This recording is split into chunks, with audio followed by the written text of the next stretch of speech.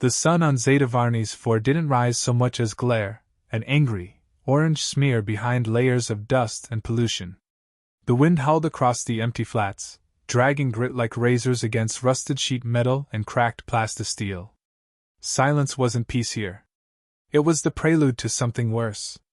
Cade Mercer sat alone at the edge of a broken watchtower, half a kilometer from town. The structure leaned like a drunk about to fall, casting a crooked shadow across the ruin. He stared into the wasteland through his one good eye, the other hidden beneath an old black eyepatch. The wind shifted. His fingers twitched near the holster at his thigh. Muscle memory, nothing more. Nothing moved on the flats but wind and ghosts. Always ghosts. A distant crack split the silence. Sharp, like bone on stone. Cade stood. He moved like a man used to stillness, body efficient, deliberate. The rifle on his back hadn't fired in 6 months. The town had begged him to stay close. He hadn't answered. He preferred distance. Better for everyone. Another crack. Then two. The rhythm was wrong, too fast, too clinical. Pulse rifles, not mining tools. He turned and walked. Crater's edge wasn't much, 50 buildings, most half collapsed. Miners drank hard, slept short, and prayed to go unnoticed by raiders or worse. Today, the streets were empty. A trail of blood painted the boardwalk outside the saloon, still fresh, still glistening. Cade stepped through the swinging doors. Inside, 5 bodies lay scattered like discarded gear. Miners, 2 women, 1 child. Faces frozen in panic. One man's skull had been bisected cleanly. Not by a blade. By something faster. He heard breathing. Behind the bar, Clara Juno, owner of the saloon, crouched with a scattergun clutched tight. Her eyes found him. "You came," she said, voice shaking. "I heard shooting. Then you didn't hear enough." She stood slowly. Blood streaked one sleeve. Not hers. They came in fast. Black armor, no insignia. One of them laughed. Her voice caught. Laughed while he cut them down. Cade scanned the room again. The cuts were too clean. Precise. "Zarkai," he said. Clara nodded, swallowing hard. 3 of them. One stood back and watched the others do the work. Like it was a test. Cade stepped closer to the nearest body. A clean puncture through the sternum. No mess. The signature was unmistakable. "They're not raiders," Clara whispered. This was sport. He looked at her, eye narrowing. "How long ago?" 10 minutes. Maybe less. Cade moved to the door, peered outside. Still no movement. "They'll be back," Clara said behind him. "They said they'd return for the rest of the meat. Those were their words." He turned. "You need to leave." Her jaw tightened. "There's nowhere to go." "Then dig holes." "You're not staying?" Cade met her gaze. "I haven't fired a shot in over a year." Clara walked out from behind the bar, eyes hard. "You think that makes you noble? You think we need a damn saint? We need a killer, Cade. The kind they used to whisper about in the Corps." His silence said everything. She stepped closer, whispering now. "They're not scared of us. But they remember you. I've seen the vids, the battle reports. The sniper with the eye that never missed. That man's gone. Then why are you still wearing his patch?" He didn't answer. The room felt tighter, air thicker with dust and blood. "I'll stay the night," he said at last. "Set a perimeter. You'll need someone to help bury the dead." He left without waiting for thanks. By sundown, smoke rose from 3 rooftops, burned bodies, protocol against Zarkai tagging. Cade stood near the edge of town, hands calloused and soot-stained. He didn't look at the graves behind him. A crunch of boots and gravel. Deputy Orlan, maybe 25, maybe drunk. "Thought you were just a hermit," the kid said. "Didn't know you were the Mercer." Cade didn't answer. "They're not scared of guns?" Orlan continued, watching the horizon. "You know that, right? We shot one. Barely scratched its armor. Then it laughed. Even while it bled. They feel pain," Cade said. They just don't fear it. Orlan turned. Why? Because they've never met someone who made them. The young deputy stared. Are you that someone? No, Cade said quietly. I used to be worse. Orlan left, the silence returning like a shroud. Cade remained, scanning the distance, eye twitching beneath the eye patch. He remembered the weight of the scope, the hum of the targeting lens syncing with his optic nerve. He remembered enemy squads dying before they heard the shot. And he remembered the orders. Engage, eliminate, vanish. No traces. He vanished. But the traces followed. Midnight came without stars. The sky was a swirling bruise, lit faintly by mining rigs burning off gas in the distance.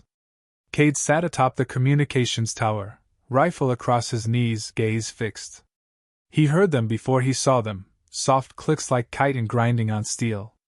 Shadows slid across rooftops. They didn't rush. They stalked. A voice crackled from a rooftop. They've no honor, it said, guttural, precise.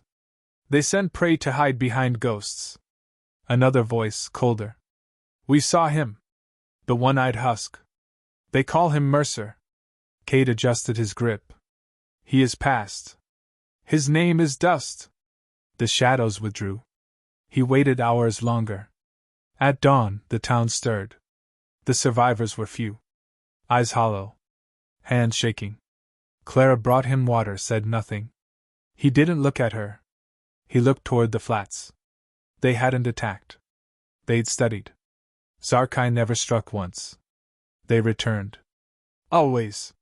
For the kill. For the challenge. He knew the signs. The prelude was over. War was coming back to Zetavarnes. And so was Cade Mercer.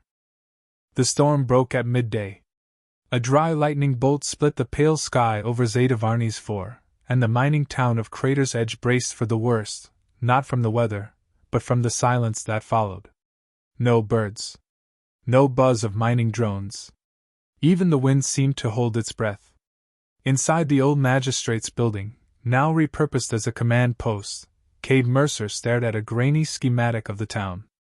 His finger traced weak points in the perimeter. They had sandbags, some fencing, a few auto turrets that hadn't worked in years. 10 choke points, he muttered. Only 2 defendable. Less than that, came Clara's voice from the doorway. We've got 15 people left who can hold a weapon. 6 of them can't shoot for shit. Cade didn't look up. Then we don't let them shoot. We let them bait. Clara blinked, then stepped closer. You serious? They want to hunt, Cade said. So we give them one. With a trap at the end. A young voice cut in behind her. Bait's fine if the bait agrees. Cade turned. Ellie stood with a wrench slung over her shoulder, face smudged with grease, arms crossed. 17, maybe 18. Smart eyes. Too smart. You should be underground, Cade said. Too many already there. Besides, someone's got to fix your damn turrets. She jerked a thumb toward a tablet strapped to her wrist. You're lucky I don't charge by the hour. Clara raised an eyebrow. She's got the west turret functional. Says it might even rotate. Ellie grinned. Might. Cade exhaled through his nose. Keep working. We don't have long. The sun dipped behind the canyon ridge when the first body was found. Deputy Orlan flagged Cade down by the water tower. His face was pale, his gun drawn but shaking. He led Cade behind the smelter plant. There, pinned to the metal wall with a spear through the chest, was Martin Kells. One of the miners who'd gone scouting an hour earlier. His eyes were open. Mouth still frozen in a scream. Beneath his feet, etched into the wall with surgical precision, were 3 alien glyphs. Fresh. Deliberate. Cade crouched to study them. What does it mean? Orlan asked. It's not a message. It's a mark. Cade rose slowly. They're announcing themselves. Orlan swallowed. Then they're here. Cade nodded. And watching. Krell Varnak observed the humans through a magnification lens, crouched atop a high ridge with 2 fellow Zarkai beside him. Their armor shimmered like blackened chrome, shifting with the sunlight. No weapons were visible, but each finger ended in a hooked talon capable of slicing through synth steel. The smaller of the two assassins, Vern, clicked in amusement. They buried the corpse like it matters. Weak ritual. They hold on to meaning, Krell replied, voice low and composed. It is their last weapon. Their mistake. The third, Reg, growled. We should strike now. No, Krell said. Tonight. When fear roots deepest. Let the one-eyed myth see us coming. Vern tilted his head. You believe the stories? I saw the Battle of Elian Reach. 1,000 dead before the enemy saw him. One man. One eye. One name. Reg hissed. So we kill him first. Krell smiled. No. We kill everyone else first. Then we let him see. Dusk cast the town in long, stretched shadows. Cade perched on the roof of the old trading post, watching. Rifle on his lap. Pulse loaded. Safety off. He saw movement, fast, low, deliberate. Not human. He tapped his calm. South alley. One spotted. Clara's voice crackled back. Copy that. Ellie's rerouting power to the turrets. Seconds later, the west turret came to life. It whined, turned, and fired, a burst of red plasma into the alley. Something screeched. Cade adjusted scope, aimed, and fired. The first Zarkai collapsed in a spray of black ichor. The second darted away, impossibly fast. Too fast to catch with a second shot. But it was enough. The town stirred. Survivors behind cover, shouting, moving. For a moment, it felt like they might stand. Then the scream came. Not human. Not even animal. It vibrated through the buildings, deep and metallic, a sound of hunger wearing triumph like skin. Cade's spine went rigid. They're in, he said. Chaos bloomed. The north perimeter collapsed first. 2 sentries gutted before they could raise rifles. Cade moved fast, firing clean, economical shots. 2 more down. He dropped to the ground, sprinted toward the generators. If power failed, so did the turrets. Ellie was there, frantically welding a junction box, sparks flying. Need a minute! She shouted over the noise. You've got 30 seconds. A shadow moved behind her. Cade turned, fired without aiming. The shot caught the Zarkai in the throat. It fell, gurgling. Ellie didn't flinch. Told you I was useful. Cade grunted. Stay alive. That's useful. In the center of town, Krell walked through the chaos like a conductor. His blades dripped, his eyes glowing faintly under the helm. He watched the humans scramble, panic. It wasn't combat, it was dissection. He looked up. And saw Cade. Just standing. Across the square. Eyepatch in place. Rifle in hand. Still. Krell raised a claw, pointed. You! He whispered. Back at the saloon, Clara dragged wounded into shelter. Orlan covered her, firing blindly. Another turret went down in a burst of static. Smoke filled the streets. Buildings caught fire. Cade moved through it all like a ghost. He didn't run. He walked. He didn't shout. He fired. Each shot dropped a target. Each step was toward the inevitable. But he was too late. Reg was faster. Clara screamed as the Zarkai landed in front of her, claws raised. Orlan turned to shoot, and died instantly, throat torn out. Reg raised a blade to finish Clara. A shot rang out. And Reg's head exploded. Cade lowered his rifle. Krell turned slowly from the other end of the street. The two locked eyes across fire and ruin. No words. No threats. Just inevitability. The night ended without victory. The Zarkai withdrew, their numbers halved. But so were the towns. 33 people had lived in Crater's Edge yesterday. 15 remained. Cade stood alone on the roof once more, rifle silent. Below, Clara bandaged Ellie's arm. The girl was alive. That counted. The sky above showed the first signs of stars breaking through the ash. But Cade didn't look up. He looked down at his gloved hand, then slowly at the eye patch. And for the first time in years he touched it. He didn't pull it off. Not yet. But he was thinking about it. Morning came like an insult, too bright, too calm. The streets of Crater's Edge were littered with burned-out drones, melted fencing, and streaks of drying blood. Survivors worked in silence, dragging corpses, patching walls, setting crude traps. There was no mourning, only momentum. If they stopped moving, they'd feel it. Cade Mercer stood over a worktable in the mechanic's garage, stripping and cleaning his rifle with practiced hands. The rifle gleamed under the overhead light, scratched, scarred, but precise. Ellie crouched nearby, recalibrating a targeting drone using parts from 3 broken ones. Her hands were quick, fingers stained with oil. She glanced at Cade. "You sleep at all?" she asked. "No." She kept working. "Didn't think so." He reassembled the bolt, clicked it into place. "Turrets are down for good," she added. "Circuits fried. They shorted something deep, like they knew where to hit." "They did," Cade said. "Then how do we fight them without tech?" "We don't. We outthink them."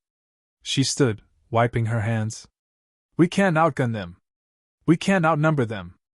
And the last 2 times we tried to hide, they walked right through us. They think they know us.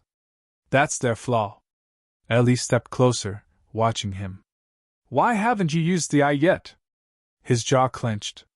"You don't know what it does. I read the imprint on the lens socket. That's not standard issue. That's wetware. Deep core stuff." Cade turned away. "You're wearing a weapon that could change this fight," she pressed. "And you're scared of it." "I've used it before." "Then use it again." He didn't speak. Not for a long moment. Then, "The lens isn't just optics. It links to predictive targeting. Interfaces with adrenaline and cortical maps. You don't shoot with it, you kill with it. Reflex overrides, auto-correcting pulse modulation, threat prioritization." Ellie raised a brow. "That sounds like exactly what we need." Cade's eyes narrowed. "It rewires you. The longer it's active, the more it takes. You start seeing people as math. Probabilities. It doesn't care who they are, just what threat level they pose. I used it in the siege of Ganaira. I cleared 3 buildings in under a minute. Didn't feel a thing." "Is that what you're afraid of?" she asked. "Not that it won't work, but that it will." Cade said nothing. By midday, the first scout returned. Clara met Cade outside the comm tower with a pale, sweating teenager named Bram.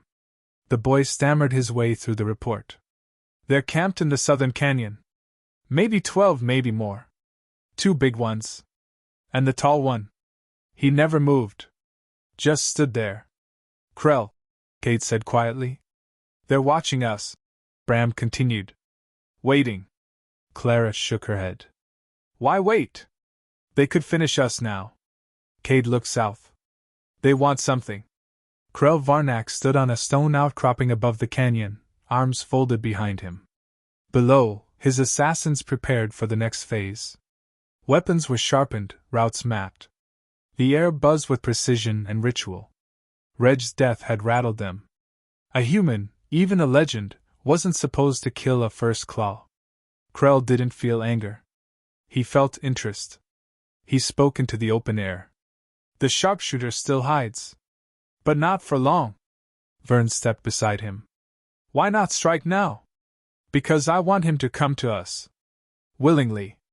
I open." Krell turned and walked into shadow.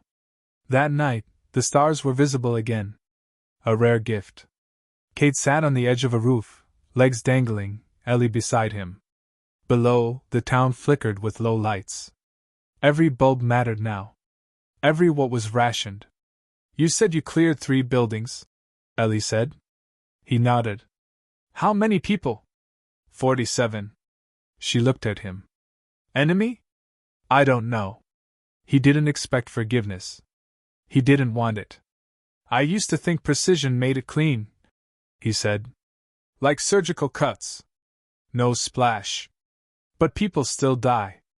Doesn't matter how tight the shot group is. Ellie was quiet. Cade reached up, touched the edge of the eye patch. I left the unit the day after. Disconnected the lens. Swore I'd never activate it again. Then why keep it? She asked. He didn't answer. The next day brought the message. Pinned to the main gate with a spike was Orlon's badge, twisted and blackened. Next to it, a strip of human skin carved with alien runes. Beneath it, one phrase burned into the wood with a plasma blade. Tomorrow. Come or we come. Cade stood before it, reading once. Then again. They're forcing your hand, Clara said beside him. They want you to break. No, he murmured. They want me to show them I haven't. She studied his face. Are you going? He turned to her. I am. She exhaled. Then take it off. Cade didn't hesitate. He reached up, unlatched the patch, and pulled it free. The lens underneath gleamed, a seamless interface of glass, metal, and biolight. It flickered once, then snapped into calibration. Ellie, watching from the rooftop, whispered, Holy shit! Cade looked around, and for the first time, saw everything. Heat signatures. Heartbeats. Structural weaknesses. Ballistics curves. Enemy patterns drawn in predictive red paths across the canyon wall. The eye had awakened. So had the killer. That night, he moved through the town like a ghost on fire. He recalibrated defense angles, rerouted power through collapsed junctions, mapped kill zones in seconds. Every motion was efficient. Cold. Flawless. Ellie watched him test fire the rebuilt drone with surgical precision. His hands moved before she saw the targets. You okay? She asked. I'm focused, Cade said. Do you still feel anything? He looked at her. Enough to kill them all. South of town, the canyon glowed with distant fires. Krell Varnak stood at the center of a circle of stone, his assassins crouched like statues. In his hand, he held a shard of synthetic bone, Cade's kill mark from the siege of Ganaira, stolen from the corpse of an old commander. He lifted it high. Tomorrow, he whispered. The myth ends. In the dark, Cade sat alone outside the gates. The lens scanned everything: terrain, weapon loadouts, wind speeds, blood pressure, enemy scent trails. He felt the familiar emptiness creeping in, just behind the clarity. The emotional filter dulling. The numbers taking hold. And for now, he allowed it. Because tomorrow, the war came to him. And he would be ready. The sky over Zetavarni's fort burned gold as dawn broke, sharp, clear, silent. Not a bird stirred. Not a whisper of wind. Just the sound of boots crunching over dust as Cade Mercer crossed the flat toward the canyon. He walked alone. Behind him, the town waited, silent. No goodbyes. No promises. The lens in his right eye pulsed softly, feeding him constant data. Terrain incline. Vibration echoes. Thermal shifts. Heartbeat detection. Every movement, every breath around him translated into tactical geometry. The math of death.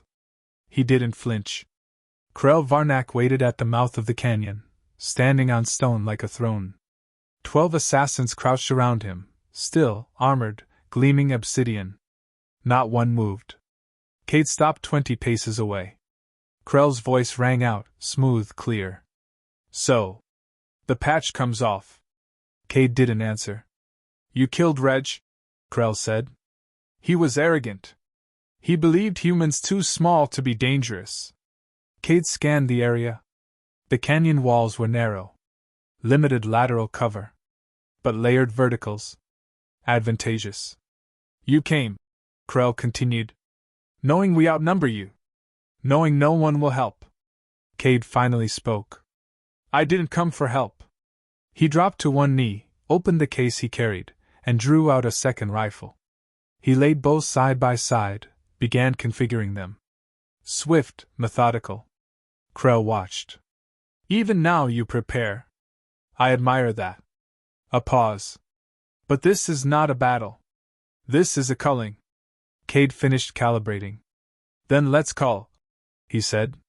It started with a flicker. A drone Cade had set on a timed flight path dropped into view, zipping low through the canyon. The assassins turned, but not fast enough. Cade fired once. The first Zarkai's head snapped back, clean hit to the frontal nerve cluster. He rolled left, grabbed the second rifle, and fired again. The second target collapsed before his body even registered it. 2 down. Krell's voice echoed. Interesting. Cade sprinted, eyes locked on the predictive markers scrolling across his vision. Each enemy patch shimmered red against the stone. He didn't see chaos, he saw openings. He ducked under a blade, dropped one attacker with a hip shot to the abdomen, pivoted, fired mid-roll into another's chest plate. 3 more fell. The rest scattered. On the ridge, Ellie watched through a scope from the edge of the town. She whispered, "Is he even human anymore?" Clara stood beside her, silent. Below, Cade ran flat across broken ground. The lens guided his every step, avoiding unstable rock, plotting ricochets, calculating reload intervals. A Zarkai lunged from above. Cade sidestepped, drove a blade up under its ribs, fired a round into its jaw as it shrieked. The lens shifted focus, 3 more, flanking. He pivoted left, used one body as a shield, dropped 2 with a controlled burst. The last one clipped his arm with a plasma spike, but he didn't even grunt. Pain registered, logged, suppressed. 9 dead. 3 remained. Krell leapt from his perch. He landed hard, sending dust spiraling outward. "You've impressed them," he said, pacing slowly. "But I wonder, how much of you is still inside that lens?" Cade reloaded without a word. "You were a man once," Krell mused. "Now you're a machine with a scarred face. A weapon without a soul." Cade raised his rifle. "Takes one to know one." Krell charged. The fight was brutal. They moved faster than thought, each blow calculated and deadly. Cade ducked, rolled, fired, switched weapons mid-motion. Krell parried bullets with his blades, close distance, struck hard. Sparks flew as steel met armor. The lens flashed warnings. Muscle fatigue. Blood loss. Left side slowing. Cade compensated, drew Krell into narrow gaps between boulders. Limited swing space. Gave him the edge. He took a gash to the ribs. Krell took a shot to the thigh. Both bled. Neither slowed. The 2 remaining Zarkai assassins tried to flank. Cade saw them before they moved. The lens predicted their position to the millisecond. He dropped one with a blind shot over his shoulder. The other fell to a pulse mine hidden in the dirt. Now it was just them. Krell. Cade. The alien snarled. "You fight like a god." "I'm just a man," Cade said. He fired. Krell dodged, blade catching the bullet midair. Cade was already moving, closing the gap. They collided.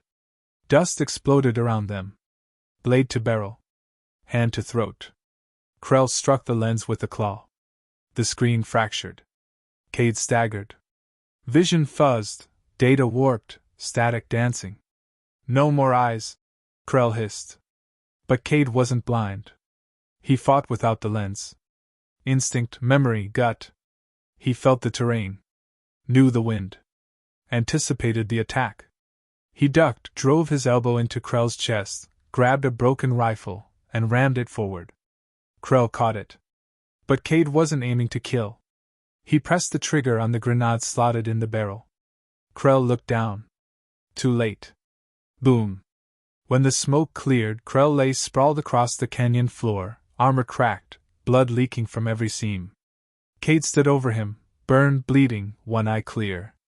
"You weren't supposed to win," Krell rasped. "You underestimated the part that doesn't get scanned," Cade said. "Will." Krell smiled faintly. "Then finish it." Cade didn't hesitate. 1 shot. Silence. He returned to Crater's edge with the dawn behind him. Clara met him at the gates, eyes wide. Ellie ran up to him, stunned. "You did it!" Cade said nothing. He reached up and removed the lens, shattered and dim. He dropped it to the dirt. "I don't need it anymore," he said. He walked through the town. Alone. But not empty. The canyon was quiet now. Ash drifted on the breeze like slow-falling snow. Vultures circled, but didn't land. Even the predators understood something had changed. Something had ended. Cade Mercer stood just beyond the canyon mouth, jacket torn, ribs aching, blood dried along his side. The sun warmed the rocks behind him, but he didn't feel it. He wasn't cold either. He just was. He looked down at the cracked lens in his palm, no longer glowing, no longer humming with invasive thoughts. Just dead tech. He closed his fingers around it and dropped it into the dirt. Then he walked. Crater's edge had survived. Barely. Walls were scorched. Half the town still smoldered. A few homes had collapsed. The generator hummed on backup, the lights flickering but on. Life, somehow, persisted. Ellie sat atop a tool chest in the mechanic bay, legs swinging. She had a bandage over her arm and grease streaked across her cheek. When Cade stepped inside, she looked up, surprised. "I thought you'd already vanished." He stepped in, slow, measured. "Wanted to check your wiring before I left." Ellie smiled faintly. "You know, I saw you kill 6 of them in maybe 20 seconds. But this? This is when you act like a real hero." Cade glanced at the breaker box. "Wiring's sloppy. Bite me." A pause. Then, softer. "You really going?" Cade nodded. "They'll send others. Maybe not Zarkai, maybe worse. The signal's out now. If I stay, I draw them here." Ellie's voice dropped. "We could use you. I'd bring more trouble than I'd stop. You saved us. I even the odds." "That's not the same." She stood, stepped closer. "So what happens now? You just wander off and vanish again?" "I keep moving. That's what I do." Ellie studied him. "You ever stop?" Cade looked away. "Only when I'm buried." Outside, Clara helped Bram and the others set up a perimeter. Makeshift walls, sentry towers, comm relays scavenged from a crashed drone. Cade walked through slowly, nodding once at Clara. She followed him to the edge of town. "You sure?" He didn't answer right away. "You're stronger without me here. Don't flatter us." He gave her a look. Clara's jaw tightened. "I used to think stories were stupid. Fairy tales. Soldiers saving towns. Heroes with guns. Thought they were written by people who never had to live through anything. And now? I watched a man with one eye fight off monsters bred to kill people like us for sport. And he didn't do it for medals. Or pay. He did it because someone had to." She reached into her pocket and held out a small piece of metal, flattened, scorched, half a dog tag. "I found this in the wreckage. Thought you might want it." Cade took it silently. "Your name's barely readable," she said. "But maybe that's okay. Maybe it's better they don't know your full story." He looked up. "Let them build the myth." He gave a small nod, pocketed the tag, and started walking. A day passed. Then 2. Word of the battle traveled fast. Faster than anyone expected. A courier's ship drifted in low orbit, scanning the wreckage from space. Footage leaked, thermal images of 1 man against 12. No one could prove the numbers. No one needed to. By the end of the week, 100 frontier colonies whispered the same name. The One-Eyed Man. Some said he was a ghost from an old war, an outlaw AI in human skin. Others claimed he'd died long ago, and this was just a message, a warning humanity was never prey. Never easy meat. They told stories of a town that should have died but didn't. Of a canyon littered with the corpses of elite alien killers. Of a man who walked away, bloody but upright. And always, they ended the same way. He took off the patch. Far beyond Zetavarnes, in a rust-choked city orbiting a red dwarf, a bar played the news feed on loop. Grainy footage of Cade walking out of the canyon, weapon low, head high. A merc captain watched in silence. Beside him, a younger soldier leaned in. "You think he's real?" The captain sipped his drink. "Real enough. They'll come for him now, won't they?" "Of course. the captain said. But if they're smart, they'll come with a white flag. Cade reached the ridge above the old mining fields as the sun dipped low. His breath caught in his chest for a moment, sharp, tight. Not pain. Just memory.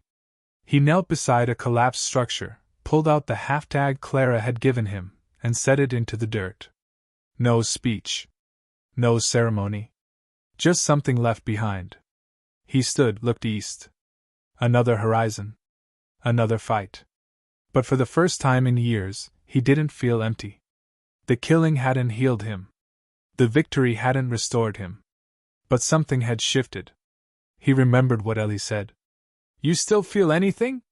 He did. Not rage. Not grief. Purpose. It was enough. He adjusted the strap on his rifle, took one last look at the sky behind him, and walked into the rising dark. Not a legend. Not a ghost. Just a man. But that was enough to scare the galaxy now.